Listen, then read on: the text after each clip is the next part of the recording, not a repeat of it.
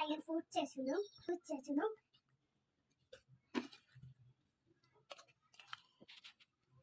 మొత్తం వేసేసుకున్నాం గ్యాస్. ఇప్పుడు చెక్కలు వేసుకోవాలి గ్యాస్. కొంచెం మిల్క్ వేసుకోవాలి. ఇప్పుడు మిక్సీ పట్టేసుకుంటున్నా.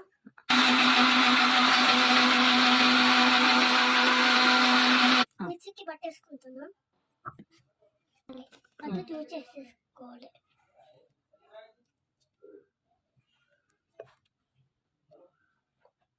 అంటే 2 యాడ్ చేసేసుకోవాలి.